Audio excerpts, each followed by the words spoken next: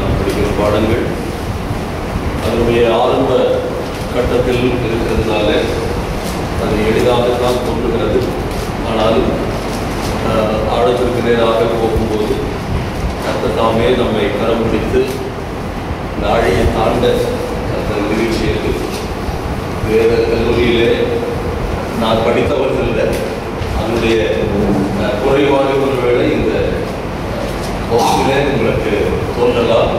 ஆனால் இந்த ரோமத்தின் மூலமாக பரிசுத்தாவியானவர் நமக்கு என்ன கற்றுக் கொடுக்க விரும்புகிறாரோ அதை நாம் கற்றுக்கொள்ளத்தக்கதாக தேவன் நமக்கு செய்வார் என்ற நம்பிக்கை எனக்கு இருக்கிறது.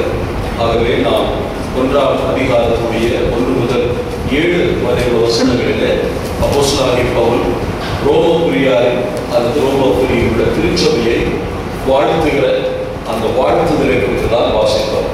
முதல் 7 வசனங்கள் கிரேக்க மொழியிலே ஒரே வாசகமாக இருப்பதை குறித்தும் நாம் பார்ப்போம்.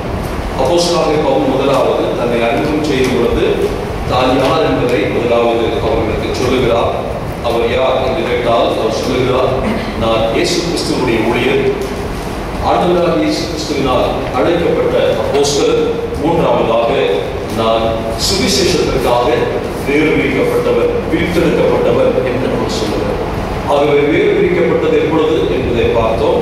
ஒன்று, நான் தாயின் வயிற்றில் இருந்த நாள் முதல் கொண்டு என்னை பிரித்து தம்முடைய ஊழியத்திற்கு அழைத்த தேவன் என்று சொல்லுகிறார். ஆகவே அந்த இடத்தில் ஒரு குறிப்பு என்னவென்றால், அது பிதாவாகிய தேவனை நாம் எடுத்துக்கொள்ளலாம். பிதாவாகிய தேவன் அல்லது கிறிஸ்துவத்தின் முதல் ஆழ்த்தத்துவம் அவரை வயிற்றிருந்த நாட்கள் முதல் கொண்டு தெரிந்து கொண்டார். ஆனால் தமஸ்கு வாசலிலே அவரை அழைக்கும் பொழுது கிறிஸ்துவத்தினுடைய 2ஆம் ஆழ்த்தத்துவமாகிய கர்த்தராகிய இயேசு கிறிஸ்து நேரடியாக அவரை அழைப்பதை பார்க்க முடியும். நான் யார் என்ற கேள்விக்கு அவர் பதில் சொல்லும் பொழுது, நீ உபத்திரவப்படுத்துகிற இயேசு என்று தன்னை அறிமுகம் செய்கிறார். ஆகவே தேவகுமாரனாக இயேசு கிறிஸ்து அவரை பிரித்தெடுத்தார் என்று பார்க்க முடியும். அதே போல அப்போஸ்தலர் 13ஆம் அதிகாரத்தில் அந்தியோக்கிய திருச்சபையிலே பணியாற்றி கொண்டிருக்கும் பொழுது அங்கு பரிசுத்த ஆவியானவர் நான் அழைத்த ஊழியத்திற்கு அவர்களை பிரித்து விடுங்கள் என்று சொல்லுகிறதை பார்க்க முடியும். ஆகவே இந்த பிரித்தெடுத்தலிலே பிதாவாகிய தேவன், குமாரனாகிய கிறிஸ்து, பரிசுத்த ஆவியானவர் மூவரும் இணைந்திருப்பதை பார்க்க முடியும். ஆகவே ஒரு மனிதரை கர்த்தர் தம்முடைய ஊழியத்திற்காக அழைப்பதும் பிரித்தெடுப்பதும் எவ்வளவு மேன்மையானது, எவ்வளவு முக்கியமானது என்பதை அது நமக்கு ஞாபகப்படுத்தும். கிறிஸ்து தேவனுடைய அழைப்பின்படியாக பிரித்தெடுக்கப்பட்ட பவுல் இதை சொல்லுகிறார். ஆனால் எதற்காக பிரித்தெடுக்கப்பட்டார் என்று சொல்லும் பொழுது, நான் சுவிசேஷத்திற்காக பிரித்தெடுக்கப்பட்டவர். அந்த சுவிசேஷத்திற்காக பிரித்தெடுக்கப்பட்ட சொன்ன உடனேயே என்ன செய்ய ஆரம்பிக்கிறார்?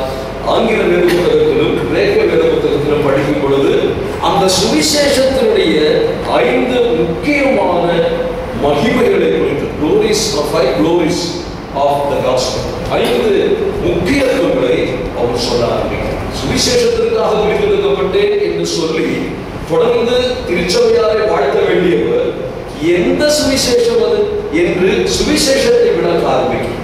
தன்னை அறிமுகம் செய்துவிட்டு தான் எந்த சுவிசேஷத்தை பிரசங்கிக்கிறேனோ அந்த சுவிசேஷத்தினுடைய மகத்துவங்களை சொல்ல ஆரம்பிக்கிறார். அது நாம் படித்தோம். முதலாவதாக அந்த சுவிசேஷம் வாக்குத்தத்தம் செய்யப்பட்ட சுவிசேஷம். It's a promised gospel.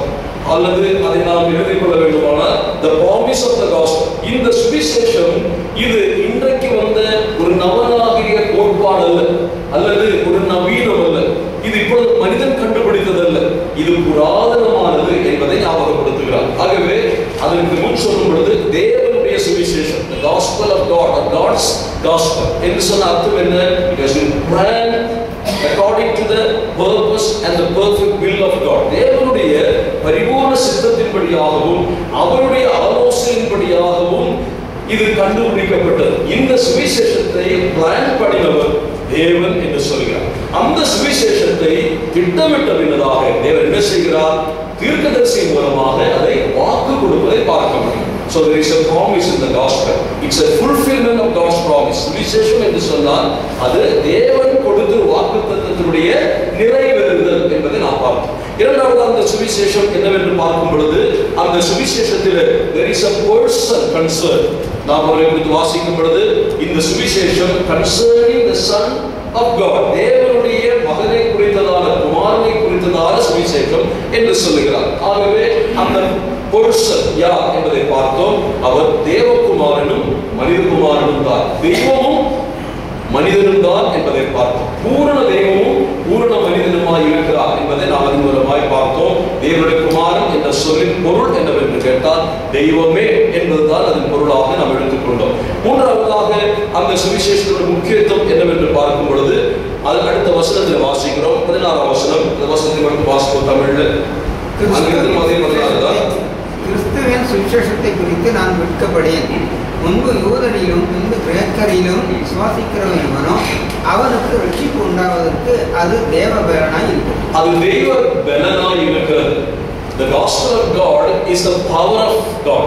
தேவனுடைய வல்லமையை வெளிப்படுத்துகிறது. சுவிசேஷம் என்ன செய்கிறது என்று கேட்டால் it reveals a person and especially he reveals or manifests the power of God. தேவனுடைய வல்லமையை வெளிப்படுத்துகிறது இந்த சுவிசேஷம். இந்த சுவிசேஷத்திலே ஒரு வல்லமை இருக்கிறது என்று அவர் பொருள்படுத்துகிறார். இந்த வல்லமை என்ற வார்த்தை மொழிபெயர்க்கப்பட்டிருக்கிறது. இந்த வார்த்தை டினாமிஸ் என்று கிரேக்க மொழியில் சொல்லப்படுகிறது. அப்ப டினாமிஸ் என்ற வார்த்தை என்னவென்று கேட்டால் ரோமாபுரியாருக்கு இது எழுதும் பொழுது ரோமாபுரி அந்த நாட்களிலே வல்லரசாக இருக்கிறது. It's a powerful and mighty nation or country, அல்லது ஒரு empire என்று சொல்லலாம். அப்படிப்பட்ட வல்லமையுள்ள தேசத்தாருக்கு இந்த கடிதம் எழுதுகிறார். அப்படி கடிதம் எழுதும் பொழுது எங்க சுவிசேஷம், தேவனுடைய சுவிசேஷம் என்பது ஏதோ ஒரு சாதாரண ஏதோ ஒரு கோட்பாட்டை சொல்வது அல்லது ஒரு செய்தியை சொல்வதல்ல. This is it's a power packed project, அல்லது தேவனுடைய வல்லமை நிரப்பப்பட்ட ஒன்று. இந்த சுவிசேஷத்தோடு கூட வல்லமை வாகிக்கிறது. இது தெய்வீக வல்லமை என்று சொல்லுகிறார். டினாமிஸ் என்ற வார்த்தை என்றால் இரண்டு வார்த்தைகள் ஆங்கிலத்தில் வந்திருக்கு. ஒன்று டைனமைட், இன்னொன்று டைனமோ. இந்த ரெண்டு வார்த்தை டினாமிஸ் என்ற வார்த்தை தான் வந்திருக்கிறது. டைனமைட் என்று சொன்னால் நமக்கு தெரியும், அது வெடிமருந்து அல்லது அது டிஸ்ட்ரக்ஷன் பவர், அழிக்கும் தன்மையுடையது. அவர் டைனமோ என்று சொன்னால் ஆக்கும் தன்மையுடையது, அது மின் உற்பத்தியை செய்கிறது. ஆகவே இந்த சுவிசேஷத்தில் என்ன இருக்கிறது என்று கேட்டால் அங்கே கன்ஸ்ட்ரக்டிவ் பவர் இருக்கிறது, டிஸ்ட்ரக்டிவ் பவர் இருக்கிறது. சுவிசேஷத்தில் என்ன உண்டு என்று கேட்டால் கட்டும் அல்லது உருவாக்குகிற வல்லமை இருக்கிறது. அதே சமயத்தில் சுவிசேஷத்தை எதிர்க்கும் பொழுது அந்த சுவிசேஷம் மனிதனை அழிக்கவும் வல்லதாய் இருக்கிறது. அதற்கு சில வசனங்களை நாம் வேண்டுமானால் வாசிக்கலாம். இந்த வசனம் ரோமர் 2ஆம் அதிகாரம் 16ஆம் வசனத்தில் கூட சேர்த்து வாசிப்போம். ரோமர் 2:16. இந்த சுவிசேஷத்தின்படியே தேவன் இயேசு கிறிஸ்துவை கொண்டு மனுஷருடைய அந்தரங்கங்களை குறித்து நியாய தீர்ப்பு கொடுக்கும் நாளிலே இது விளங்கும். சுவிசேஷத்தின் மூலமாக நியாய தீர்ப்பும் உண்டு. சுவிசேஷம் ரட்சிக்கிற சுவிசேஷம். It's a power of God unto salvation. It can also judge the people. அந்த சுவிசேஷத்தில் ரட்சிக்கிற வல்லமை இருக்கிறது, சிட்சிக்கிற வல்லமையும் இருக்கிறது. ஆகவே சுவிசேஷத்தில் பவுல் கொரிந்தியருக்கு சொல்லும்போது என்ன சொல்கிறார்? அது கெட்டு போகிறவர்களுக்குள்ளே மரண வாசனையாக இருக்கிறது, ரட்சிக்கப்படுகிற நமக்கோ அது ஜீவ வாசனையாக இருக்கிறது என்று சொல்கிறார். சுவிசேஷம் ரெண்டு பகுதிகள். அந்த வல்லமையை குறித்து பவுல் சொல்கிறார், சுவிசேஷம் வல்லமையுடையது என்பதை சொல்கிறார். இனி ஐந்தாவது குறிப்பு, இந்த சுவிசேஷத்தின் வல்லமை குறித்து பார்த்தோம். ஐந்தாவதாக அந்த சுவிசேஷத்தில் என்ன உண்டு? 1ஆம் அதிகாரம் 7ஆம் வசனத்தை படிப்போம். நமது நாமத்தின் நிமித்தம் விசுவாசத்துக்கு கீழ்ப்படிய பண்ணும் பொருட்டு எங்களுக்கு கிருபையும் அப்போஸ்தல ஊழியத்தையும் அருளி செய்திருக்கிறார். இந்த சுவிசேஷத்தினுடைய purpose of the gospel, இந்த பகுதியில சுவிசேஷம் எதற்காக அறிவிக்கப்படுகிறது? சுவிசேஷம் வல்லமையானது, அது ரட்சிக்கிறது என்று சொன்னால் அது ரட்சிப்பை குறித்து சொல்லப்படுது. அதன் பர்பஸ் என்ன என்று பார்த்தால் இங்கே வாசிக்கிறோம், என் நாமத்தின் நிமித்தம் விசுவாசத்திற்கு கீழ்ப்படிய பண்ணும் பொருட்டு என்ற வார்த்தை வருகிறது. 14ஆம் அதிகாரம் 24 கூட சேர்த்து வாசிப்போம். 16 புத்தகத்தில் 16ஆம் அதிகாரம் 24ஆம் வசனம். நம்முடைய கர்த்தராகிய இயேசு கிறிஸ்துவினுடைய கிருபை உங்கள் அனைவரோடும் 16 நம்முடைய கர்த்தராகிய இயேசு கிறிஸ்துவினுடைய கிருபை உங்கள் அனைவரோடும் கூட இருப்பதாக. 25 ஆதி காலம் முதல் அடக்கமாயிருந்து இப்பொழுது தீர்க்க தரிசன ஆகமங்களிலே அனாதி தேவனுடைய கட்டளையின்படி வெளியரங்கமாக்கப்பட்டதும் சகல ஜாதிகளுக்கும் விசுவாசத்துக்கு கீழ்ப்படியும்படி அவர்களுக்கு அறிவிக்கப்பட்டதுமாயிருக்கிற ரகசியத்தை வெளிப்படுத்துகிறதான சகல ஜாதிகளும் விசுவாசத்திற்கு கீழ்ப்படியும்படி இந்த சுவிசேஷத்துடைய வல்லமை என்று சொன்னோம். இந்த சுவிசேஷம் எதற்காக அறிவிக்கப்படுகிறது கேட்டால் சகல ஜாதிகளும் விசுவாசத்திற்குள் கீழ்ப்படிதலுக்குள் வர வேண்டும். இதுதான் சுவிசேஷத்துடைய பர்பஸ், நோக்கம். எல்லா ஜாதியாரும் இந்த சுவிசேஷமாகிய இந்த செய்தியை கேட்டு தெய்வம் எதிர்பார்க்கிற விசுவாசத்திற்கு தங்களை ஒப்பு கொடுக்க வேண்டும். இதற்கு ஒரு நோக்கம் உண்டு. ஏன் இந்த சுவிசேஷம் அறிவிக்கப்படுகிறது என்று கேட்டால் சகல ஜாதிகளுக்கும் உள்ள ஒரு செய்தி, அது எல்லாரும் கீழ்ப்படியத்தக்கதாக, விசுவாசம் கீழ்ப்படியத்தக்கதாக இது அனுப்பப்படுகிறதாக அந்த வசனத்திலே வாசிக்கிறோம். அது மட்டுமல்ல, இந்த சுவிசேஷத்தை உலகமெங்கிலும் உள்ள ஜாதியார் கேட்டு அவர்களுக்கு கீழ்ப்படிய வேண்டும் என்று சொல்வதனாலே, அது ஒரு கீழ்ப்படி, விசுவாசத்திற்கு கீழ்ப்படி என்று சொல்வதனாலே சுவிசேஷம் என்னவாகிறது? கீழ்ப்படிய வேண்டிய ஒரு கட்டளையாக இருக்கிறது. சுவிசேஷம் என்பது இட்ஸ் a good news என்று நாம் பார்த்தோம். அது சுவிசேஷம் குட் நியூஸ் செய்திதான். ஆனால் இந்த சுவிசேஷம் ஒரு கவுன்சில் மற்றும் அது ஒரு கமாண்ட்மென்ட், அது ஒரு கட்டளையாக வருகிறது. இந்த சுவிசேஷத்தில் என்ன கட்டளை இருக்கிறது? நாம் அப்போஸ்தலர் நடவடிக்கைகள் 17 வாசிக்கும் பொழுது கடந்த காலங்களிலே தேவன் என்ன செய்தார்? அறியாமையில் உள்ள காலங்களில் தேவன் காணாதவரை போல இருந்தார். இப்பொழுது எங்கும் உள்ள எல்லாரும் மனம் திரும்ப வேண்டும் என்று கட்டளை இருக்கிறார். அவர் சுவிசேஷத்தில் ஒரு கட்டளை இருக்கிறது. அந்த கட்டளைக்கு என்ன செய்ய வேண்டும்? சகல ஜாதிகளும் கீழ்ப்படிய வேண்டும். அப்ப சுவிசேஷ நோக்கம் உலகத்தில் உள்ள ஜாதிகள் எல்லாம் இயேசு கிறிஸ்துவின் மூலமாக அறிவிக்கப்படுகிற சுவிசேஷமாகிய கட்டளைக்கு கீழ்ப்படிய வேண்டும். அந்த கீழ்ப்படிதல் தான் சுவிசேஷத்தினுடைய முக்கிய நோக்கமாக இருக்கிறது. அது மட்டுமல்ல, 16 அந்த 7ஆம் வசனத்தை வாசித்தோமா? 7ஆம் வசனத்தை வாசிக்கும் படிப்போம். அப்போஸ்தலருக்குள் பேர் பெற்றவர்கள் தமது நாமத்தின் நிமித்தம் விசுவாசத்திற்கு கீழ்ப்படியப்படும் பொருட்டு எங்களுக்கு கிருபையும் அப்போஸ்தல ஊழியத்தையும் அருளி செய்திருக்கிறார். இந்த பர்பஸ், விசேஷமான அந்த கட்டளை, விசுவாசத்தை குறித்ததான கட்டளை, உலகமெங்கும் உள்ள ஜாதிகள் கீழ்ப்படிய வேண்டும் என்பதற்காக தேவன் என்ன செய்தார்? அதை ஒரு ஊழியமாய் கொடுத்தால் மட்டுமல்ல, ஊழியக்காரனுக்கு அதற்கு தேவையான ஆயுதங்களை அறிவிக்கிறார். தேவனுடைய ஊழியங்களை குறித்து பார்க்கும் பொழுது தேவன் இந்த பர்பஸை ஃபுல்ஃபில் பண்ணுவதற்காக, நிறைவேற்றுவதற்காக தனக்கென்று ஊழியர்களை தெரிந்து கொள்ளும் பொழுது என்ன செய்கிறார்? 2 காரியங்களை அந்த ஊழியருக்கு கொடுக்கிறார். இங்கே வாசித்தது என்ன? அது எதற்காக என்ன செய்தார் பாருங்கள். அந்த வசனம், உங்கள் விசுவாசம் உலகமெங்கும் விசுவாசம் கீழ்ப்படியப்படும் பொருட்டு எங்களுக்கு கிருபையும் அப்போஸ்தல ஊழியத்தையும் தந்தார்.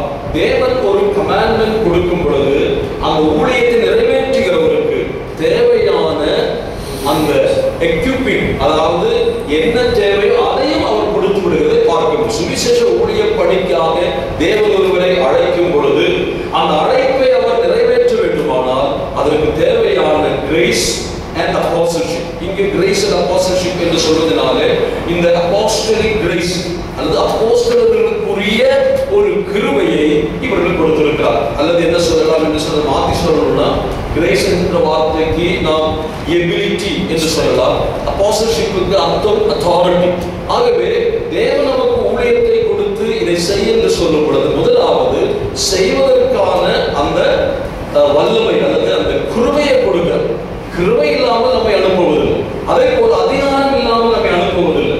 அவர் சுவிசேஷ ஊழியத்தை பிரகடனம் செய்யும் பொழுது மத்தேயு 28:19 வாசிக்கும் பொழுது என்ன வாசிக்கிறோம்? நீங்கள் புறப்பட்டு போய் சகல ஜாதியை சீஷராக்குங்கள். ஆனா என்ன சொல்லுகிறார்? என்ன சொல்லுகிறார்? சகல அதிகாரமும் எனக்கு கொடுக்க பெற்றிருக்கிறது, நான் உங்களை அனுப்புகிறேன். சர்வாதிகாரியாகிய பரமாதிகாரியாக நான் உங்களை அதிகாரப்படுத்துகிறேன். என்னுடைய நாமத்தில் புறப்பட்டு போங்கள் என்று சொல்லி அவர்களுக்கு அதிகாரத்தை கொடுக்கிறார். அதே போல பவுல் சொல்லுகிறார், இந்த ஜாதியாரை விசுவாசத்தில் கீழ்ப்படிய பண்ணும் பொருட்டு எங்களுக்கு தேவன் தந்தது என்ன?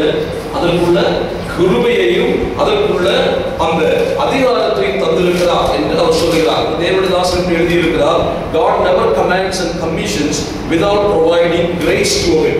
தேவன் நமக்கு கீழ்ப்படியக்கூடிய அல்லது செயல்படுத்தக்கூடிய கிருபையையும் அதிகாரத்தையும் தராவிட்டால் நம்மை அனுப்ப மாட்டோம் அல்லது நம்மிடத்துல ஆணையிட என்று சொல்கிறார். அப்போ தேவனுடைய ஆணையை பெற்றால் அர்த்தம் நீங்கள் அதோடு கூட தெய்வ கிருபையையும் பெற்றிருக்கிறார். அப்படியானால் தெய்வ ஊழியத்திற்காக புறப்படுகிறவர்களை பொறுத்த மட்டும் இந்த அடையாளத்தை நாம் பார்க்க முடியும். ஒன்று, அந்த கிருபை அவர்களுக்கு இருப்பதை ஊழியத்திற்கு தேவனை அழைத்திருக்கிறார், நான் இந்த காரியத்திற்காக தேவனால் பணிக்கப்பட்டிருக்கிறேன் என்று ஒருவர் சாட்சி சொன்னால் அது எப்படி வெளிப்படும் என்று கேட்டால் அவருக்கு தேவன் அளித்துள்ள தெய்வ கிருபையை பார்க்கும் பொழுது, இந்த கிருபை என்ற வார்த்தை கரிஸ்மா என்ற வார்த்தை, கிஃப்ட் என்ற வார்த்தைக்கு கூட பயன்படுத்தலாம், சில வரங்கள் என்று கூட பயன்படுத்தலாம். அப்படியானால் அந்த அப்போஸ்தலனுக்குரிய வரங்களும் அப்போஸ்தலனுக்குரிய அதிகாரமும் அவருக்கு கர்த்தர் கொடுத்துதான் இந்த ஊழியத்தை நிறைவேற்றும்படியாக செய்கிறார். அப்போஸ்தலனுக்குரிய அடையாளம் போன வாரத்தை நம்ம சிந்திச்சோம். எத்தனை அப்போஸ்தலர்கள் அல்லது 12 அப்போஸ்தலர் மட்டும்தானா, வேறு அப்போஸ்தலர் இருக்கிறார்களா என்ற அந்த கேள்விகள் எல்லாம் கேட்டோம். ஆனால் 12 அப்போஸ்தலர்கள் என்று நாம் வைத்துக் கொள்வோம். ஆனால் அப்போஸ்தலர்களை குறித்து நாம் எப்படி அடையாளம் கண்டுகொள்ள முடியும்? ஏதாவது அடையாளம் கண்டுகொள்ள முடியும்? ஒருத்தனை அப்போஸ்தலர் சொல்வதற்கு எனக்கு கிருபை இருக்கிறது, எனக்கு அதிகாரம் இருக்கிறது என்று சொல்வதனால் மட்டும்தானா? 2 கொரிந்தியர் 12 நினைக்கிற வசனத்தை படிக்கிறேன். 2 கொரிந்தியர் 12 அப்போஸ்தலருக்குரிய அடையாளங்களும் எல்லா விதமான பொறுமையோடும் அதிசயங்களோடும் அற்புதங்களோடும் வல்லமைகளோடும் உங்களுக்குள்ளே நடப்பிக்கப்பட்டதே. இதுதான் அந்த கிருபை என்று சொல்கிறார். எனக்கு தேவன் கிருபையை தந்தார் என்று சொன்னால் அப்போஸ்தலனாய் விளங்குவதற்கு ஏதுவான எல்லா வரங்களையும் தேவன் தந்திருக்கிறார். அத்தோடு அதிகாரத்தை கொடுக்கிறார். இந்த ரெண்டையும் அப்போஸ்தலனாகிய பவுல் ஞாபகம் இருக்கிறார். ஊழியத்திற்கு அழைப்பு கிடைக்கும் பொழுது அதற்கு தேவையான கிருபையையும் அதிகாரத்தையும் கர்த்தர் கொடுக்கிறார். நாம் போன வாரத்தில் சிந்தித்தோம். அப்போஸ்தலனாகிய பவுலுடைய அந்த அப்போஸ்தல பட்டத்தை குறித்து அநேக கேள்வி கேட்டார்கள். பல சபைகளிலே அது ஒரு கேள்வியாக இருந்தது. அப்போஸ்தலனாகிய பவுல் எப்படி அப்போஸ்தலன் ஆக முடியும், அவருக்கு யாருக்கு அதிகாரத்தை கொடுத்தார் என்று பல கேள்வி கேட்டார்கள். ஒருவேளை ஆயிரக்கணக்கான மக்கள் அவருடைய அப்போஸ்தல பட்டத்திற்கு எதிர்த்திருப்பார்கள். அதுவே பிரச்சனையாக வாழ்நாள் முழுவதும் ஒரு முள் கொடுக்கப்பட்டது சரீரத்தில் என்று சொல்வது போல இந்த கேள்வி அப்போஸ்தலனாகிய பவுலை அடிக்கடி என்ன சொல்லலாம், அவரை அலட்டிக் கொண்டிருந்தது சொல்லலாம். அதனால அநேக நிருபங்களிலே தன்னுடைய அப்போஸ்தல பட்டத்தை உறுதிப்படுத்துவதற்காக அநேக காரியத்தை சொல்லிக் கொண்டே இருக்கிறார். ஆனால் அப்போஸ்தலனாகிய பவுலை பொறுத்தமட்டில் 1000 கேள்விகள் யார் கேட்டாலும் அதை குறித்து அவர் என்ன செய்யல, சட்டையே படல. நெவர் போதன போட்ட. என்ன காரணம் தெரியுமா? இப்போ ஜோசப் கோபல்ஸை போன்றவங்க, அதாவது ஹிட்லருடைய பிரச்சார வீரங்கி என்று சொல்லுகிற அந்த ஜோசப் கோபல்ஸை போல அவர்கள் பிரசங்கம் பண்ணினா, இவர் பகலிலே பிரசங்கம் பண்றதா வச்சுக்கோங்க. அவர் பிரசங்கம் பண்ணும்போது என்ன சொல்லுவாரா, இந்த இருட்டிலே இந்த நள்ளிரவிலே நாம் இப்பொழுது கூடியிருக்கிறோம் என்று சொல்லுவார். எனக்கு அப்படி நம்புவாங்க. காரணம் அவருடைய பிரசங்கத்தில் அவர் வல்லமை இருந்தார் என்று சொன்னா 1000 போய் வந்து சொன்னா என்ன, அதுதான் தோணும் நமக்கு. நீ ஒரு பொம்பளை சண்டி என்று சொன்னா அவன் வீரனாக இருந்தா கூட 1000 பேர் 1000 முறை பல நேரங்களில் சொல்லிட்டு அந்த போராட்டம் எல்லாம் சொல்லிச்சு கழுத என்று சொன்னா போக போற நமக்கு என்ன ஒரு சந்தேகம் வரத்தான் செய்யும். ஏன்னா அங்க அவன் கழுதைன்னு சொல்றான், இங்க இவன் கழுதைன்னு சொல்றான், அது மனைவி கழுதைன்னு சொல்றது. இப்படி அநேக பலமுறை ஒன்றே எனக்கு விரோதமாய் சொன்னால் எனக்கே சந்தேகம் வரும், கழுதானா? ஆனால் பவுலை பொறுத்த மட்டில் இத்தனை எதிர்ப்புகள் வந்தும் கூட தன்னுடைய அப்போஸ்தலத்துவத்தை குறித்துள்ள சந்தேகம் அவருக்கு ஏற்படல். என்ன காரணம்? என்ன காரணம்? தேவன் தன்னை அழைத்தார் என்ற அபரிமிதமான உறுதி, அந்த ஆழ்ந்த கன்விக்ஷன் அவருடைய இருக்கிறது. அதனாலதான் அவருடைய உள்ளத்தினின்று அந்த உறுதியை யாராலும் மாற்ற முடியும். அப்போ தேவன் கொடுத்த அந்த கிருபையும் அந்த அதிகாரத்தையும் பயன்படுத்தி வாழ்நாள் முழுவதும் கர்த்தருக்காக உழைத்தார் என்பதை நாம் பார்க்கிறோம். சுவிசேஷத்தினுடைய 5 முக்கிய குறிப்புகளை நாம் பார்த்தோம். சுவிசேஷம் என்பது என்ன என்று பார்க்கும் பொழுது அது தேவனுடையது, பிளான், தேவன் அதை திட்டமிட்டார், தேவன் அதை ப்ராமிஸ் பண்ணினார், தேவன் அதற்கு ஒரு பர்சனை நியமித்தார், தேவன் அதற்காக ஒரு பவரை கொடுத்தார், தேவன் அதற்காக ஒரு கடைசியாக தேவன் அதற்கு ஒரு பர்பஸை வைத்திருந்தார். அந்த பர்பஸ் நிறைவேற்றுவதற்காக அப்போஸ்தலனாகிய பவுலுக்கு அதிகாரத்தையும் அந்த கிருபை வரங்களையும் கொடுத்தார் என்று நாம் பார்க்கின்றோம். தேவன் அப்படிப்பட்ட நிலைமையில நம்மையும் ஆயத்தப்படுத்துகிறார் என்பதை இதன் மூலமாக நாம் அறிந்து கொள்வோமா? இப்பொழுது நாம் படித்த பாடத்திற்கு இப்ப படித்தோம் சுவிசேஷத்தினுடைய பண்புகள் என்ன என்பதை குறித்து பார்த்தோம். இந்த சுவிசேஷத்தின் பண்புகளை படிக்கும் பொழுது இந்த பகுதியிலேயே அந்த வசனத்தை மறுபடியும் அந்த சில வசனம் வாசிப்போம். அதனுடைய 7ஆம் வசனத்தில் இந்த 1 முதல் 7 வசனங்கள் படிக்க வேண்டும். அந்த 3 குறிப்புகளை நான் சொல்ல விரும்புகிறேன். 1, 2ஆம் வசனம் ஆங்கிலத்தில் அது தமிழில் 2 வாசிங்க. ரோமாபுரியில் உள்ள தேவப்பிரியரும் பரிசுத்தவான்களாகும்படி அழைக்கப்பட்டவர்களும் ஆகிய அனைவருக்கும் எழுதுகிறதா? இங்கே இந்த பரிசுத்தவான்கள் இந்த வார்த்தையை அப்போஸ்தலன் பவுல் நமக்கு அதன் பின்னாடி விளக்குகிறது. அது யாருக்கு எழுதுகிறது சொல்றது? பரிசுத்தவான்கள் ஆகும்படி. அதே போல 4ஆம் வசனத்திலே அதனுடைய உட்பகுதி தேவன் தம்முடைய தீர்க்கதரிசிகள் மூலமாய் பரிசுத்த வேதாகமங்களில் முன்னே தம்முடைய சுவிசேஷத்தை பற்றி வாக்குத்தத்தம் பண்ணிய பரிசுத்த வேதாகமங்கள். அடுத்ததாக 5ஆம் வசனத்தில் முதல் பாகம் மாம்சத்தின்படி தாவீதின் சந்ததியில் பிறந்தவரும் பரிசுத்தம் உள்ள ஆவியின்படி தேவனுடைய சுதன் என்று மரித்தோருக்கு உயிர் திறந்ததினாலே பலமாய் ரூபிக்கப்பட்ட தேவகுமாரனுமாய் இருக்கிறார். இந்த 3 சொற்கள் அது ஒன்றும் பெரிய விஷயம் அல்ல. ஆனாலும் இந்த கிரீட்டிங்ல வருகிறது 3 சொற்கள். என்ன சொற்கள் வருகிறது? பரிசுத்தம் என்ற வார்த்தை. 1 பரிசுத்தவான்கள் என்ற வார்த்தை, 2 பரிசுத்த வேதாகமம், 3 பரிசுத்த ஆவியானவர். இது 3 நமக்கு எதை ஞாபகப்படுது என்று சொன்னால் தேவன் ஒருவரை பரிசுத்தனாக மாற்றிக்கொள்வது அல்லது தேவன் God gives a status of a saint to a sinner. God provides all what is needed என்பதை ஞாபகப்படுத்துகிறார். உன்னத விசேஷம் ஒன்றும் இல்லை. அதாவது தேவன் ஒருவரை பரிசுத்தவனாய் தெரிந்து கொள்ளும் பொழுது அவனுடைய ஆன்மீக வளர்ச்சிக்கு தேவையானது இந்த 2 காரியம்.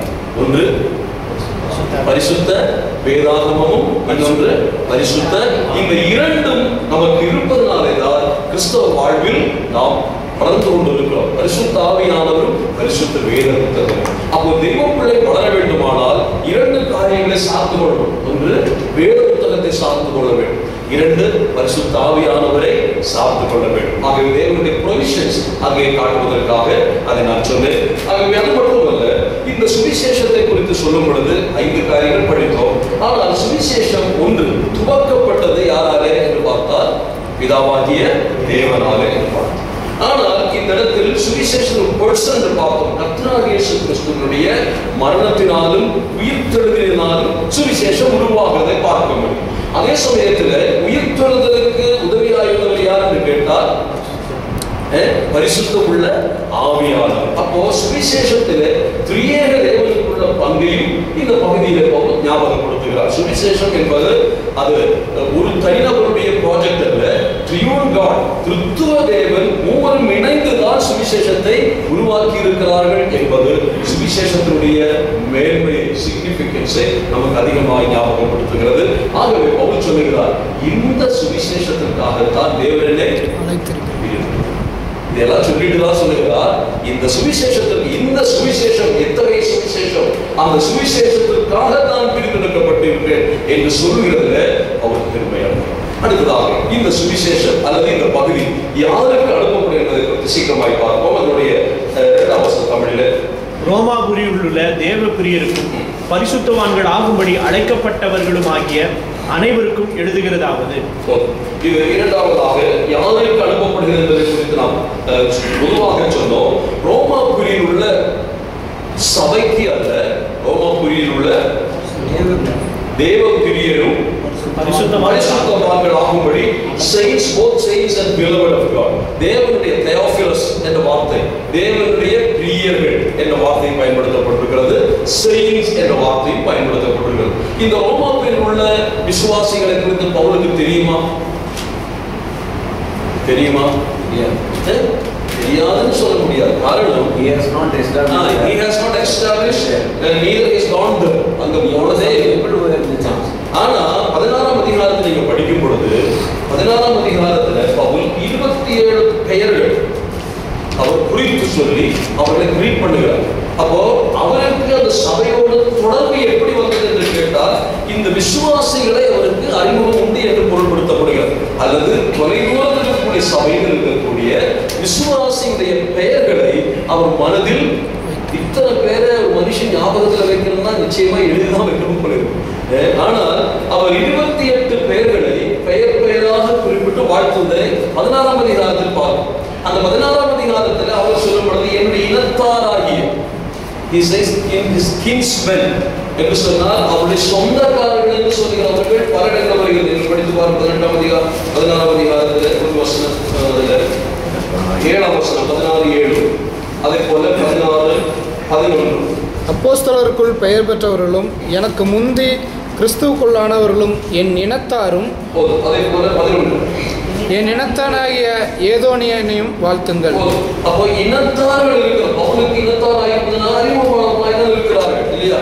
இரண்டாவது இங்கே சொல்லப்படுகிற அக்கில்லா பிரிஸ்கில்லா போன்றவர்கள் அவரோடு ஏற்கனவே தொடர்புள்ளவர்களும் அவர்கள் மூலமாக அவள் மூலமாக ஊழியத்துக்கு ஊக்குவிக்கப்பட்டவர்களுமாய் இருப்பதாக நாம் அறிந்து கொள்ள முடியும். இந்த பகுதியில் சொல்லப்படுகிற அத்துணை பேர்களும் அவனுக்கு ரொம்ப நெருக்கமாய் இருப்பதை போல, ரொம்ப நெருக்கமாய் இருப்பதை போல தெரிகிறது. அவருடைய மனசுக்கு ரொம்ப பிரியமானவர்களாக இவர் தெரிகிறார்.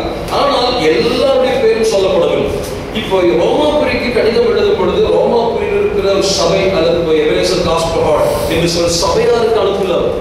காரணம் ரோமாபுரியில ஒரு சபையில பல ஸ்தலம் சபைகள் இருந்ததாக நம்பப்படுகிறது. காரணம் என்ன? அக்கில்லா பிரிஸ்கில்லா விட்டு ஒரு சபை கூடுகிறது. அதே போல நீங்கள் படித்த 16ஆம் அதிகாரத்திலேயே ஒரு வசனம் பாருங்களுடைய 4வது வசனத்தின் பிற்பகுதி, அவரோடு இருக்கிற சகோதரரை வாழ்த்துங்கள். 15 வாசிக்கும் பொழுது அவரோடு இருக்கிற பரிசுத்தவான்கள் எல்லாரையும் வாழ்த்துங்கள். அப்போ ஒவ்வொரு இடங்களிலே பாக்கெட்ஸ், ஒவ்வொரு ஸ்ட்ரீட்டுடைய பல இடங்களிலே ரோமாபுரியில பல ஸ்தலம் சபைகள் இருந்திருக்க வேண்டும். சின்ன சின்ன ஹவுஸ் அசம்பிளிஸ் சர்ச்சஸ் இருந்திருக்க வேண்டும் என்று நம்பப்படுகிறது. ஆக பல ஸ்தலம் சபைகள் ரோமாபுரியில் இருக்கிறது. ஆகவே அந்த ஸ்தலம் சபைக்கு தான் பவுல் கடிதம் எழுதுகிறார். ஆனால் இவர்கள் எப்படி அங்கு எப்படி இவர்கள் ஸ்தலம் சபையாக இப்பொழுது ஆராதிக்கிறார்கள்? காரணம் என்ன? பவுல் சொல்லும் பொழுது இதனுடைய 16ஆம் அதிகாரம் 15ஆம் அதிகாரத்தில் 22ஆம் வசனத்தில் அநேக வருஷங்களாய் நான் உங்களிடத்தில் வரும்படியாக விரும்புகிறதாக சொல்கிறார். அநேக வருஷங்களுக்கு முன்னதாக இந்த ஸ்தலம் சபைகள் உருவாகி இருக்கிறது என்று பொருள். ஆனால் பவுல் போக முடியும். அப்ப பழைய ஸ்தலம் சபை தான் அது, பழைய ஸ்தலம் சபைகள் தான் அது என்று நாம் அறிந்து கொள்ள வேண்டும். அப்படியானால் அந்த ரோமாபுரியில யார் சுவிசேஷத்தை பிரசங்கித்து ஸ்தலம் சபை உருவானது என்ற கேள்விக்கு பல பதில்கள் பல சொல்வார்கள். சிலர் சொல்கிறது, அப்பட்டமாக சொல்வார்கள், ரோமாபுரி சபையானது செயின்ட் பீட்டரினாலே ஸ்தாபிக்கப்பட்ட திருச்சபை என்று சொல்லி வாக்குவாதம் பண்ணுகிறவர்கள் இருக்கிறார்கள். ஆகவே ரோமாபுரி திருச்சபை என்று சொன்னால் பேதுருவுடைய சபை என்றுதான் சொல்லுவார்கள். ஆனால் பேதுருவுக்கும் இந்த திருச்சபைக்கும் ஒரு தொடர்பும் இல்லை என்றுதான் நம்பப்படுகிறது. ரோமாபுரியில பேதுரு இருந்திருக்கிறார். ரோமாபுரியில தான் கடைசியாகவும் கொல்லப்படுகிறார். ரோமாபுரிக்கு போயிருக்கிறார். அது 2 பேதுருடைய அந்த 5ஆம் அதிகாரத்தை படிக்கும் பொழுது பாபிலோனோட திருச்சபையாரும் உங்களை வாழ்த்துகிறார்கள் என்று சொல்கிறதை பார்க்க முடியும். ஆகவே பவுல் ரோமாபுரிக்கு போனது போல ஏதோ ஒரு காலத்தில் பேதுருவும் ரோமாபுரிக்கு போயிருக்கிறார். ஆனால் அந்த ரோமாபுரியில திருச்சபை ஸ்தாபிப்பதற்கு பேதுரு காரணமாக இருக்கவில்லை. அப்படியானால் யார் காரணமாக இருந்திருக்க வேண்டும் என்று கேட்டால், பெந்தெகோஸ்தே நாளிலே பல இடங்களில் வந்த யூதர்கள் ஆண்டவருடைய சுவிசேஷத்தை கேட்டிருக்கிறார்கள். அதிலே ரோமாபுரியாரும் என்று அப்போஸ்தலர் 2ஆம் அதிகாரத்தில் வாசிக்கிறோம். ரோமாபுரியாரும் அல்லது ரோமாபுரியை சார்ந்த யூதர்களும் அங்கே வந்திருக்கிறார்கள். அன்றைக்கு பெந்தெகோஸ்தே நாளிலே பரிசுத்தாவி ஞானஸ்நானம் சபைக்கு கொடுக்கப்பட்ட அந்த நாளிலே பேதுருவின் பிரசங்கத்தின் மூலமாக அவர்கள் என்ன செய்திருக்கிறார்கள்? சுவிசேஷத்தை கேட்டிருக்கிறார்கள். அவர்கள் திரும்பி போன இடங்களில் அவர்கள் கூடி வர ஆரம்பித்திருக்கிறார்கள் என்று நம்பப்படுகிறது.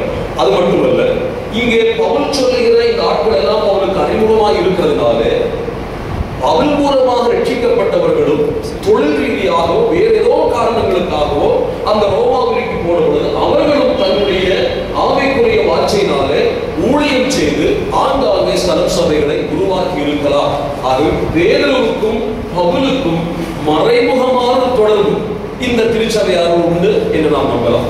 இந்த திருச்சபையை பொறுத்தமட்டில பார்த்தால் இந்த 16ஆம் அதிகாரத்தை படித்தாலும் சரி, மற்ற இடங்களை பார்த்தால் விளக்க நேரம் வேண்டாம். கிரேக்கர்களும் இருக்கிறார்கள், இரண்டும் கலந்து ஒரு மிக்சர் குரூப் தான் இந்த ரோமாபுரியோட சபைகளிலே பார்க்கக்கூடிய கூட்டம். அதில் அடிமைகள் அதிகமாக இருந்ததாகவும் நம்பப்படுகிறது. ஆகவே இந்த அடிமைகள் கிரேக்கர்கள், யூதர்கள், இவர்களுக்கு தான் கடிதம் எழுதுகிறார். கடிதம் எழுதும் பொழுது பவுல் என்ன வார்த்தை பயன்படுத்துகிறார்? அவர்கள் யாரா? தேவனுக்கு பிரியமானவர்களும் பரிசுத்தவான்களுமாய் இருக்கிறவர்கள் என்று பேர் கொடுத்த பவுல் அவர்களை அழைப்பதை பார்க்க முடியும். இது நமக்கு மிகப்பெரிய ஒரு ஆறுதலை தருகிறது. யூத தேசத்தை விட்டு யூத மக்கள் அவர்கள் பிரிந்து ரோமாபுரியில் இருக்கிறார்கள். ஆனால் அவர்கள் யார் என்று கேட்டால் தேவனுக்கு பிரியமானவர்கள். நாமும் கூட இந்த நாட்களில் நம்மை பலப்படுத்துவதற்கு வார்த்தை தியோபிலஸ் என்று சொன்னால் தேவனுக்கு பிரியமானவர் என்று சொன்னால் beloved of God. ரெண்டு அர்த்தம் அதில் இருக்கிறது. beloved of God என்ன அர்த்தம்? ஒன்று தேவன் நம்மிலே பிரியமா இருக்கிறார். இன்னொன்று நாம் அவருக்கு பிரியமாய் இருக்க வேண்டும் என்று எதிர்பார்க்கப்படுகிறவர்கள். அப்போ தேவன் நம்மை பிரியர்களாக காண்கிறார். ஒன்று, தேவன் நம்மை அதிகமாக நேசித்து நம்மை பிரிய வைத்திருக்கிறார்.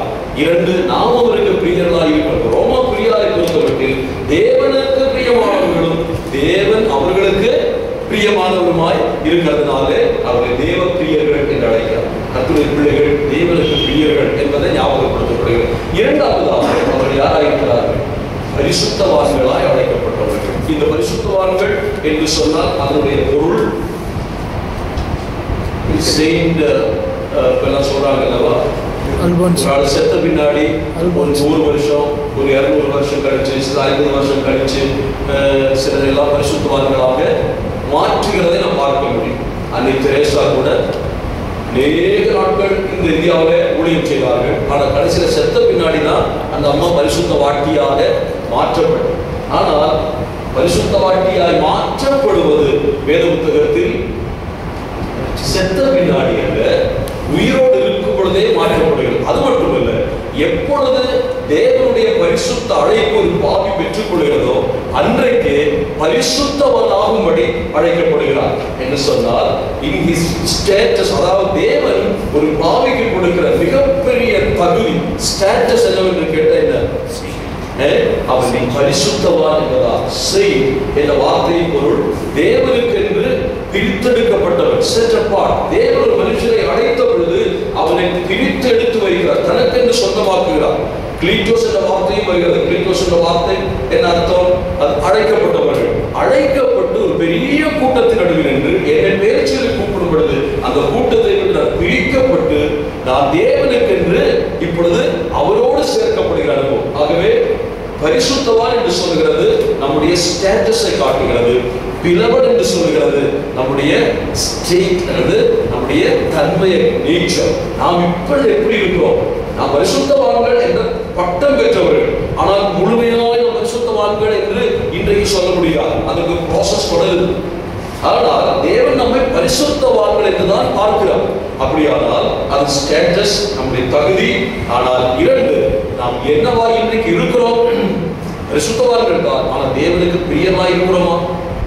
இதுதான் கர்த்தர் கேட்கிற. தேவனுக்கு பிரியராய் இருக்க வேண்டும். பரிசுத்தவான்கள் பட்டம் மற்றும் போதாது, இந்த பட்டத்தை பெற்ற நாம் அவருக்கு பிரியராய் இருக்க வேண்டும் என்றும் பவுல் இதன் மூலமாய் ஞாபகப்படுத்துகிறார். ஆகவே எழுதப்பட்ட கடிதம் யாருக்கு என்பதை பார்த்தோம். கிரேக்கர்கள், யூதர்கள், அதே போல நமக்கு பிரியமானவர்கள், அதே போல கர்த்தருடைய பரிசுத்தவான்களும் கர்த்தருக்கு பிரியமானவர்களுக்கும் எழுதப்படுகிறது. முகாமுகமாய் சிலரை பார்த்திருக்கலாம், ஆனால் முழு சபையாரையும் பவுல் பார்த்ததில்லை. பல வருஷங்களாய் பார்க்க அவருக்கு ஆசை இருந்தாலும் அது கூடவில்லை என்பதையும் நாம் அறிந்திருக்கிறோம். ஆகவே பரிசுத்தவான்கள் என்ற அந்த வார்த்தை மூலமாக இன்றைக்கு நம்முடைய பொறுப்பை நாம் உணரும்படியாய் கர்த்தர் நமக்கு உதவி செய்த செய்த வார்த்தை சொல்லி ஒரு வார்த்தை நான் உதாரணத்துக்கு சொல்லுவேன். அதாவது கெட்ட குமாரன் அவன் திரும்பி வருகிறார். திரும்பி வரும் பொழுது தூரத்திலே அவரை பார்க்கிறார். எப்படி வருகிறார்? பன்றி தொழுவத்திலிருந்து வருகிறார். பன்றி தொழுவத்திலிருந்து வருகிற ஒரு மனிதனுடைய நிலை நமக்கு நன்றாக தெரியும் இல்லையா? மீன் சந்தைக்கு போயிட்டு வந்தாலும் நாட்டு அப்படியானால் பன்றிய மேய்க்கிற இடத்துல ஒரு மனுஷன் வந்தா அவருடைய நிலைமை என்னவா இருக்கும்? அவருடைய நிலைமை பரிதாபமா இருக்கும். ஆனால் வந்த உடனே இந்த தகவல் ஓடி போய் என்ன செய்கிறார்? அவனை போய் கட்டி முத்தமிடுகிறதை பார்க்க முடியும். சில இடத்துல சொல்லப்படுகிறது the father kept on kissing him என்று சொல்லப்படுகிறார். என்று சொன்னா அவனை முத்தமிட்டுட்டே இருந்தார்.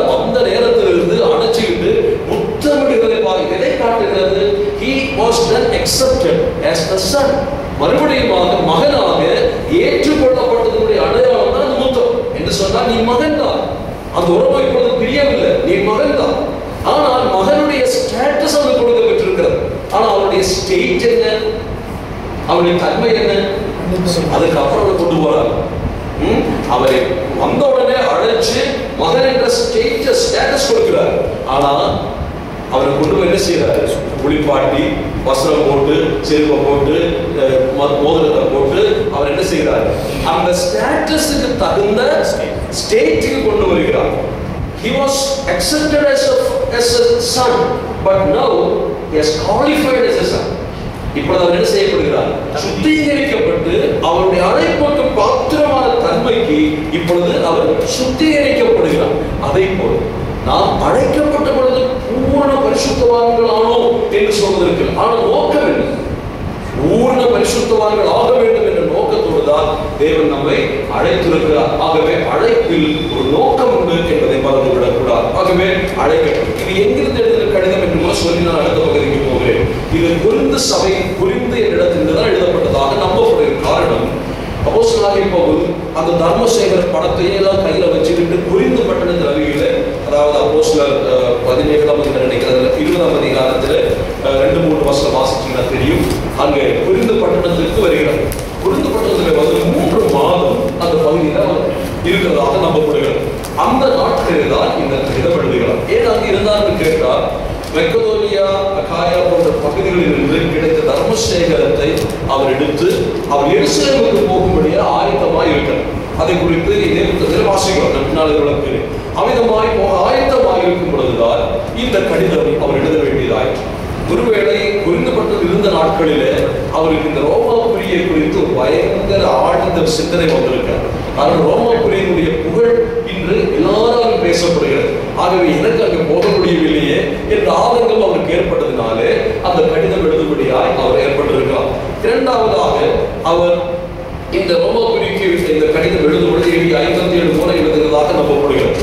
அப்படியானால் அவள் ரட்சிக்கப்பட்டு, அதாவது 32-31 அவர் ரட்சிக்கப்பட்டிருந்தால் அவருடைய ஊழிய பாதையில ஏறத்தாழ 25 ஆண்டுகள் நிறைவடைந்தாயிற்று. ரோமாபுரிக்கு கடிதம் எழுதும் பொழுது 25 வருஷங்களுடைய மெச்சூரிட்டி, ஸ்பிரிச்சுவல் குரோத் அவளுக்கு இருந்ததாக நம்பப்படுகிறது. அப்படியானால் 25 வருஷம் கற்ற பாடங்கள் அவளுக்கு உண்டு. ஆன்மீக நிலைமையில் நல்ல வளர்ச்சி அடைந்த ஒரு நல்ல பிரசங்கியாரும் நல்ல எழுத்தாளருமாய் அவள் மாறி இருக்கிறார். தேவனுடைய ஆலோசனைகளை முழுமையாக பெற்ற மனிதன். ஆகவே அவர் நிறைவான 25 வருஷங்கள் இப்பொழுது அனுபவத்தின் மூலமாக இந்த கடிதத்தை எழுதுவதை பார்க்க முடியும். இது கொரிந்து சபையின் கொரிந்து பட்டணம் பகுதியில் எழுதப்படுவதற்கு காரணம் என்னவென்று கேட்டால், கெங்கிரேய சபையினுடைய ஊழியக்காரி தான் இதை கொண்டு போய் கொடுப்பதாக நாம் நம்புகிறோம். அதாவது 16ஆம் அதிகாரம் 1 வசனத்துல கெங்கிரேய சபையின் ஊழியக்காரியாகிய ஹெபா என்று சொல்லுகிற அந்த தாயார், அந்த அம்மையார் அவர் டீக்கனஸாக இருந்தாக நம்பப்படுகிறது. அப்போ இந்த கெங்கிரேயா என்று சொல்லுகிறது கொரிந்து பட்டணம் பக்கத்தில் இருக்கக்கூடிய ஒரு தீப், ஒரு ஐலண்ட், ஒரு துறைமுகம் மார்க்கம். அதுலதான் அந்த அம்மா ஊழியம் செய்து கொண்டிருந்ததுனால அந்த கொரிந்து பட்டணத்தில் இருந்து எழுதுவதனால் அந்த கடிதம் அனுப்பப்படுவதாக பார்க்க முடியாது. அதே போல எழுதின ஆளுடைய பேரும் அங்கே போடப்பட்டிருக்கிறது. அது 16ஆம் அதிகாரத்தில் வாசிக்கிறோம்.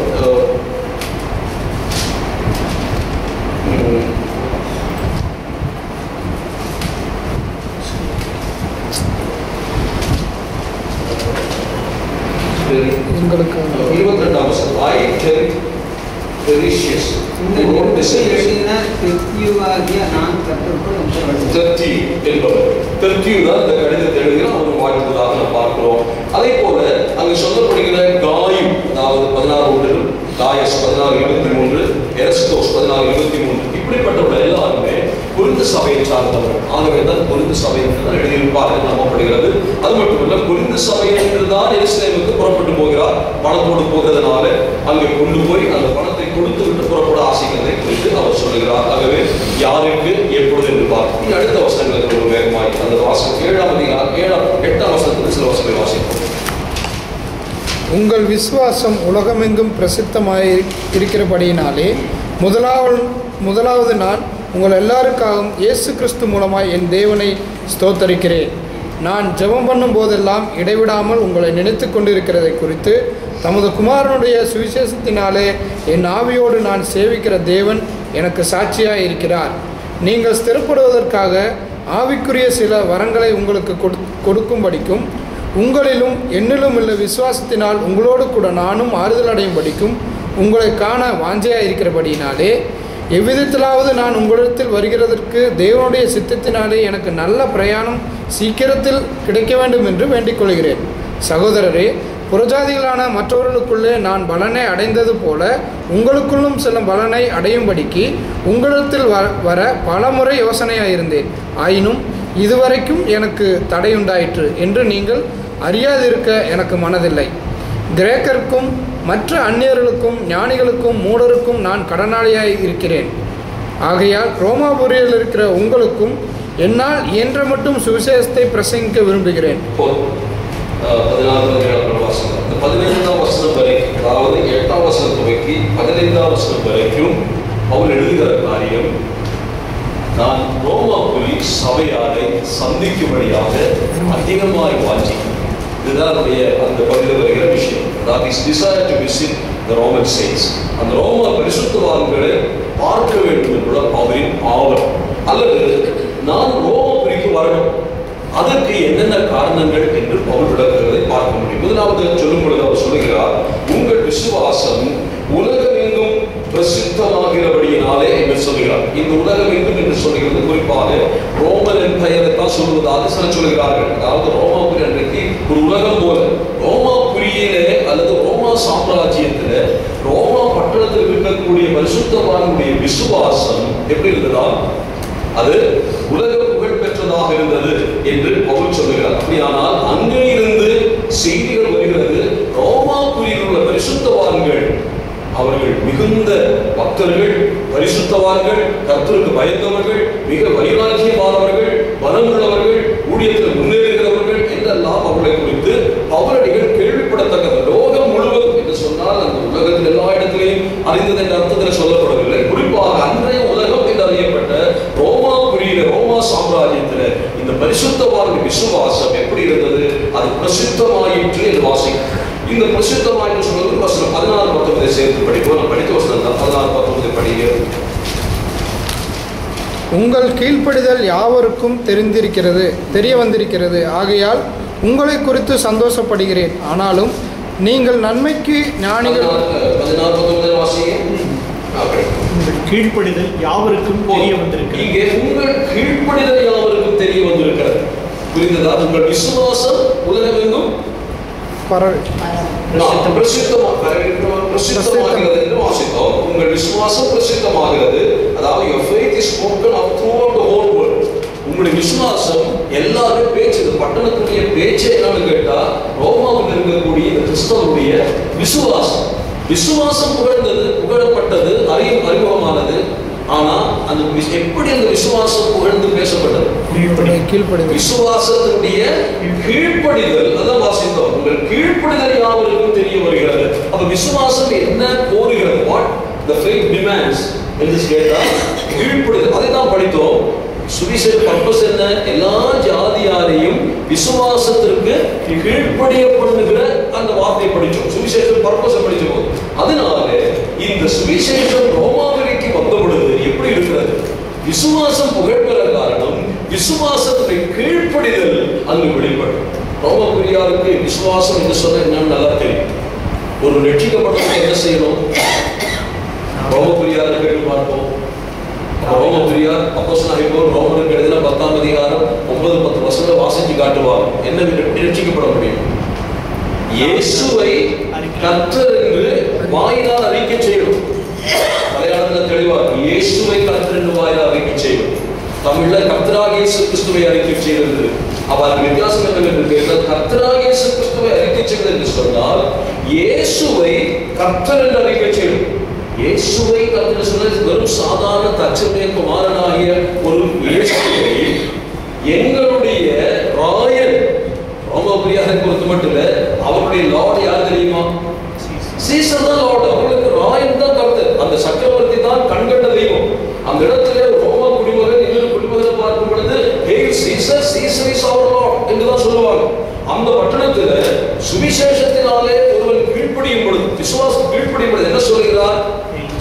Hail Jesus, Jesus is our Lord. இது சொல்லும் பொழுது என்ன ஆகும்? என்ன ஆகும்? ரோம பட்டணத்தில் தெருவில் இந்த மாதிரி கன்ஃபெஷன் பண்ணுனா என்ன ஆகும்? ஞானஸ்நானம் எடுக்கிறது முன்னாடியே கதை பண்ணுவீங்க. நாட்டு கடத்துல சிறச்சேதம் தலையே காணாம போயிடும் என்று சொன்னால் ராயனை தெய்வமாக வழிபடுகிற ஆண்டவனாக கூரியோஸாக எஜமானனாக வழிபடுகிற அந்த பட்டணத்துல எங்களுடைய ஆண்டவர், எங்களை ஆளும் தெய்வம், எங்களுடைய ராஜா, எங்களுடைய தளபதி, எங்களுடைய எஜமானன் அது இயேசுவே என்று சொன்னால் அது சாதாரண காரியம். அப்படி ஒருவன் செய்ய வேண்டுமானால் அவனுடைய சொந்த பலத்தால் செய்ய முடியாது. இயேசுவை ரட்சகரை கர்த்தர் என்று அறிக்கை செஞ்சால் தான் ரட்சிக்கும். ஆனால் எப்படி முடியும்? எப்படி வருது? பரிசுத்த ஆவியானவர். அதைத்தான் 1 கொரிந்தியர் 12ஆம் அதிகாரத்துடைய 3ஆம் வாசிக்கும் பொழுது பரிசுத்த ஆவியினாலே இன்றி ஒருவன் இயேசுவை கர்த்தர் என்று அறிக்கை பண்ண முடியும். அப்படி ரட்சிக்கப்படுவதற்கு இயேசுவை கர்த்தர் என்று அறிக்கை செய்யணும். அதற்கு யார் உதவி செய்கிறார்? பரிசுத்த ஆவியானவர் உதவி செய்கிறார். பரிசுத்த ஆவியானவருடைய வல்லமையினாலே தான் அந்த பாவி ரட்சிக்கப்படுகிற முதல் ABC என்ற அந்த basic concept of the gospel salvation ABC என்று சொன்னால் except you acknowledging the sinfulness of sinship of the man. மனிதனுடைய பாவத்தன்மையை முதலாவது ஒப்புக்கொள்வது, இரண்டாவது believe on the Lord Jesus Christ as a substitute. உங்களுடைய பாவ பரிகாரத்திற்காக சிலுவையில் மரித்த இயேசு கிறிஸ்துவை நீ விசுவாசி.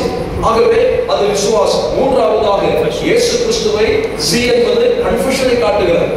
Confess Jesus Christ or the Savior as your Lord. இதுதான் சுவிசேஷம், இதுதான் ரட்சிப்பு. இன்றைக்கு அது ரட்சிப்புனாலும் தெரியாது. காரணம் இயேசுவை ரட்சகராக ஏற்றுவிட்ட அதனால ஞானஸ்நானம் கொடுங்க என்று சொல்லுகிறவர்கள் இருக்கிறார்கள். இயேசுவை ரட்சகராக ஏற்றுக்கொள்வதனாலே ஒருவர் ரட்சிக்கப்படுவதில்லை.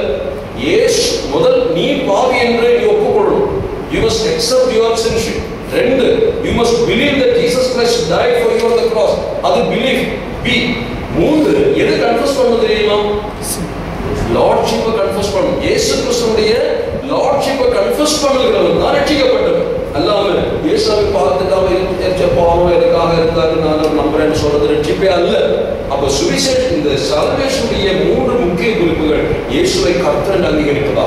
அப்ப இயேசு கிறிஸ்துவை கர்த்தர் அங்கீகரித்தால் அதற்கு மேல யார் இல்லை, இன்னொரு எஜமானன் இல்லை.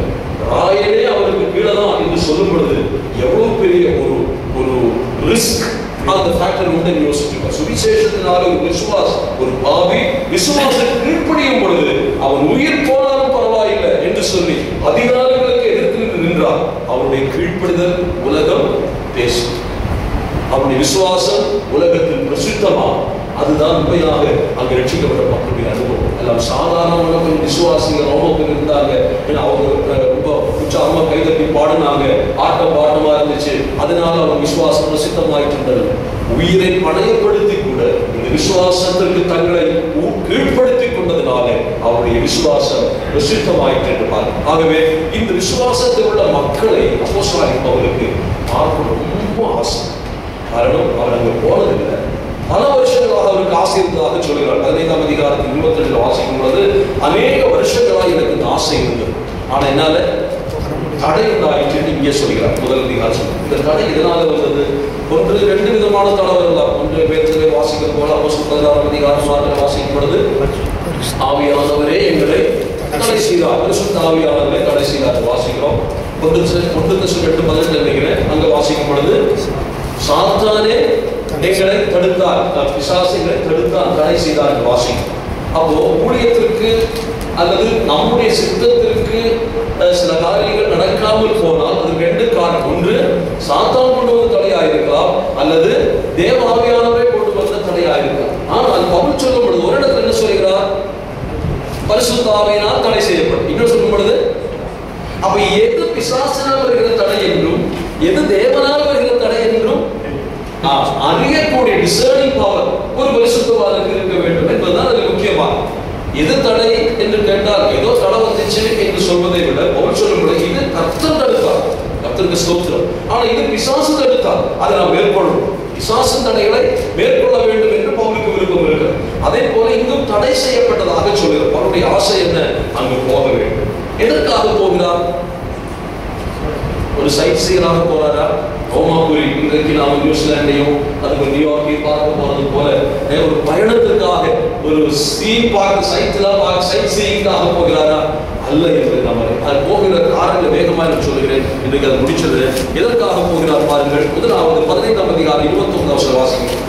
எதற்காக போக விரும்புகிறார்? 15:29. நான் உங்களிடத்தில் வரும்போது கிறிஸ்துவனுடைய சுவிசேஷத்தின் சம்பூர்ணமான ஆசீர்வாதத்தோடு வருவேன் என்று அறிந்திருக்கிறேன். சுவிசேஷத்தின் சம்பூர்ணமான ஆசீர்வாதத்தோடு நான் வர வேண்டும். I should come with the full blessing of the gospel. சுவிசேஷத்தினுடைய பேக்கேஜ், அதில் இருக்கக்கூடிய அத்தனை ஆசீர்வாதங்களையும் நான் உங்களுக்கு கொண்டு வர விரும்புகிறேன். I want to bring the full package. அந்த சுவிசேஷத்தை அப்படியே தூக்கிட்டு வரும் பொழுது அதில் என்னவெல்லாம் இருக்கிறதோ அதையெல்லாம் உங்களுக்கு கொடுக்க விரும்புகிறேன். அது ஒன்றும் குறைவாக இருக்கக்கூடாது. சுவிசேஷம் என்பது அதுல ஒரு ஆசீர்வாதம் இல்லை, 1000 ஆசீர்வாதங்கள் சுவிசேஷம் இருக்கிறதாக பவுல் அதை கொண்டு வருவதற்காக அந்த சுவிசேஷத்தினுடைய பேக்கெட் கொண்டு வருவது மட்டுமல்ல, அவர் சொல்லுகிற ஒரு அடுத்த காரணம். 1ஆம் அதிகாரம் 11 படிங்க. 11. உங்களிலும் என்னிலும் உள்ள விசுவாசத்தினால் உங்களோடு கூட நானும் ஆறுதல் அடையும்படிக்கு உங்களை காண வாஞ்சியாய் இருக்கிறபடியினாலே, அவங்களை காண வாஞ்சியாயிருக்கிறபடியினாலே என்று சொல்லி, உங்களிலும் என்னிலும் இருக்கக்கூடிய விசுவாசம் என்று சொன்னால் we share the common faith. நாம் என்று சொல்வதற்கு காரணம், நீங்க நம்புற உங்களுக்குள்ள விசுவாசமும் எனக்குள்ள விசுவாசமும் ஒரே விசுவாசம். ஒரே விசுவாசம் நாம் கீழ்ப்படுகிறோம். ஆகவே நாம் இருவரும் ஒன்று. விசுவாசத்தின் அடிப்படையில நாம் எல்லாரும் ஒன்றாய் இருக்கிறோம். அப்ப விசுவாசத்தின் அடிப்படையில் நமக்கு என்ன கிடைத்திருக்கிறது? ஒரு ஃபெல்லோஷிப் கிடைத்திருக்கிறது, ஐக்கியம் கிடைத்திருக்கிறது. ஆகவே பவுல் சொல்கிறார், ஆகவே நான் உங்களை காண வாஞ்சிக்கிறேன். இது வருவதற்கு முன்பாக நான் விசுவாசத்தை சொல்ல விரும்புகிறேன். இங்கே முதல்ல அதை சொல்லும் விசுவாசத்தை கேள்விப்பட்ட பொழுது என்ன செய்தாரா? அவர் தேவனை துதித்தார். ஒரு சபையை குறித்து கேள்விப்படும் பொழுது அந்த சபையாரை நினைத்து தேவனை அவர் துதிக்கிறார்.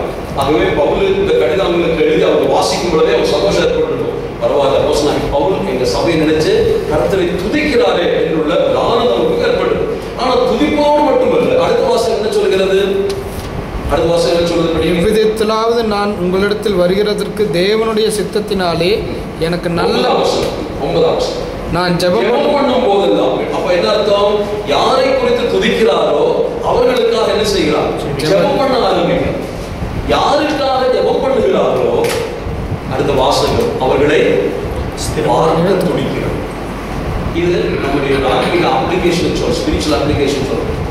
நீங்க ஒருத்தர் நினைச்சு தேவனை துதிக்கிறவராயிருந்த, அவருக்காக ஜெபிக்கிறவராயிருந்தால் அவரை பார்க்கறதுக்கு துடிப்பீங்க இல்லையா? அவரை நினைத்து துதிக்கிற நீங்க, அவருக்காக ஜெபிக்கிற நீங்க, எப்பொழுதாவது அந்த சகோதரனை நேரில் பார்க்க முடியாதா என்று ஏங்குவீங்க. ஏன் ஞாயிற்றுக்கிழமை ஓடி வரோம்? ஒரு வாரம் தாண்டி அடுத்த ஞாயிற்று வர்றதுக்குள்ள என்ன காரணம்? என்ன பொறுத்துக்குள்ள சொல்றேன், என் குடும்பத்தை பார்க்க. I want to meet my brother. யோசேப்பை போல சகோதரரை பார்க்கக்கூடிய அந்த ஆசை. அப்போஸ்தலனாகிய பவுல் சொல்லும் பொழுது, தீத்துவை காணாததினாலே என் ஆவியில் அமைதி இல்லாமல் போயிட்டு என்று சொல்கிறார். There was no rest in my spirit. யாரை பார்க்காது? சகோதரனாகிய தீத்து, சின்ன பையன், அந்த தீத்துவை பார்க்காததுனால என் ஆவியில் அமைதி இல்லையா? பாருங்கள், ஒரு சகோதரனை பார்க்க வேண்டும் என்ற ஆசை. உண்மையா சொல்லுகிறேன், இது எதை காட்டுகிறது? Your love for your brother. அப்போஸ்தலனாகிய பவுல் சொல்கிறார், நீங்க ரொம்ப தூரத்தில் இருக்கீங்க, ஆனா எனக்கு ஒரு ஆசை நான் கேட்டுள்ளப்பா. Because we share the common faith. நம்ம எல்லாரும் ஒரு அப்பாவின் பிள்ளைகள். ஆகவே உங்க விசுவாசம் என் விசுவாசம் ஒன்றா இருக்கிறதா? நாம ரிலேட்டிவ்ஸ். ஆகவே எனக்கு உங்களை பார்க்கணும், நான் உங்களை நேசிக்கிறேன். அப்ப இந்த துடிப்பு அப்போஸ்தலனாகிய முதல் காரணம் அவங்களை பார்க்கணும் என்பது. இரண்டாவது குறிப்பு பார்க்க முடிக்கலாம். இரண்டாவது குறிப்பு 1:10 படிங்க.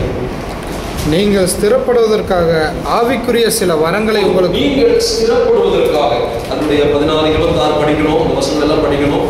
அதுல படிக்கும் பொழுது to impart spiritual gift to establish you என்று வாசிக்கிறோம்.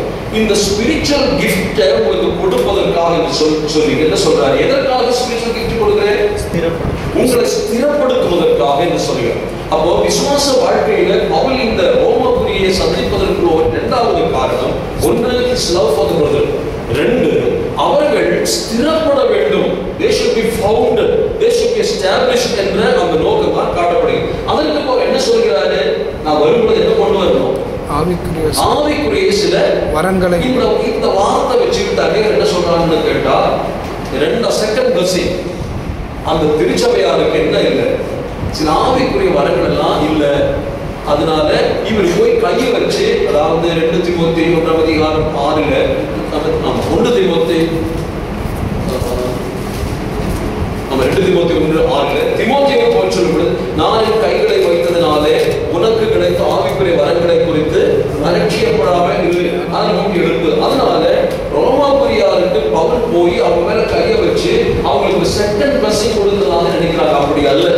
காரணம் 16:26 நீங்க 16:26 படிக்கும் பொழுது என்ன சொல்லியிருப்பார்கள்? இயேசு கிறிஸ்துவை பற்றிய பிரசங்கமாகிய என் சுவிசேஷத்தின்படியே உங்களை ஸ்திரப்படுத்த வல்லவரும், இயேசு கிறிஸ்துவாகிய என் சுவிசேஷத்தின்படி ஸ்திரப்படுத்துவதனால சுவிசேஷத்தினால இந்த கிஃப்ட் என்று சொல்லுகிறது. இங்க சொல்லப்படுது, கடைசியாக சொல்லுகிறார் சுவிசேஷத்தினால்தான் நம்ம ஸ்திரப்படுத்த விரும்புகிறேன். அப்படியான என்ன அர்த்தம்? சுவிசேஷம் மூலமாக ஸ்திரப்பட வேண்டுமானால் சுவிசேஷத்தினுடைய ஆழமான சத்தியங்கள் சொல்லப்படும். ஆழமான சத்தியங்கள் அதைத்தான் எபேசியர் 4:13 வாசிக்கும் பொழுது, இனி நீங்கள் குழந்தைகள் ஆகிடாமல் எப்படி இருக்கணுமா? பலவிதமான போதனைகளை காற்றினாலே அலைகழிக்கப்பட்டு நீங்க இருக்கக்கூடாது, உறுதிப்பட வேண்டும். அப்படியானால் இங்கே பவுல் சொல்கிற விஷயம் அங்க கொண்டு போய் கையை வச்சு கொஞ்சம் அந்நிய பாஷையை கொடுக்கிறதுக்கோ அல்லது குணமாக்கும் வரங்களை கொடுப்பதற்கோ ப்ராஃபஸி வரத்தை கொடுப்பதற்காக அல்ல.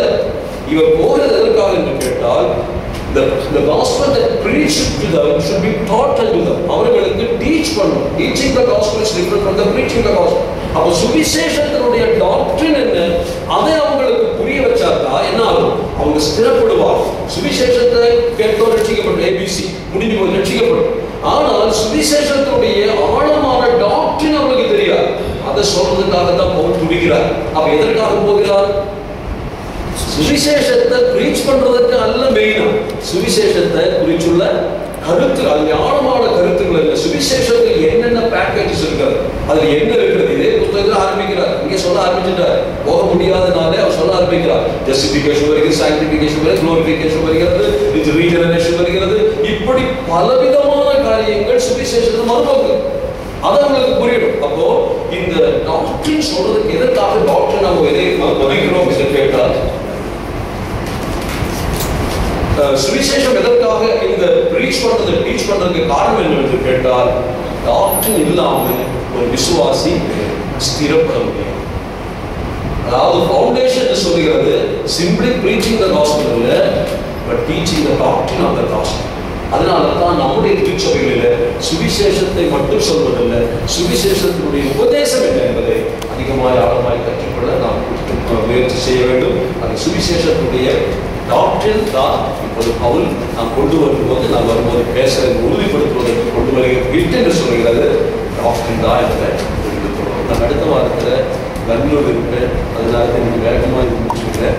அடுத்த வாரம் உங்களுக்கு உங்களுடைய சொன்ன சகோதரர்களும் அது அடுத்த பகுதி என்று சொல்லுகிறது. இதே காரணத்தை நீங்கள் படிக்கலாம். நான் ஒரு 6 காரணம் எழுதி வச்சிருக்கிறேன். இவர் ஏன் அங்கே போகிறார் என்பதற்கு 6 காரணம் நான் எழுதி வச்சிருக்கேன். நீங்கள் டிஸ்கஸ் பண்ணுங்க. அதாவது அந்த 8லிருந்து 13 வசனத்தை நீங்கள் அடுத்த வாரம் தியானித்தால் இதுக்கு அடுத்த வாரத்தில் நான்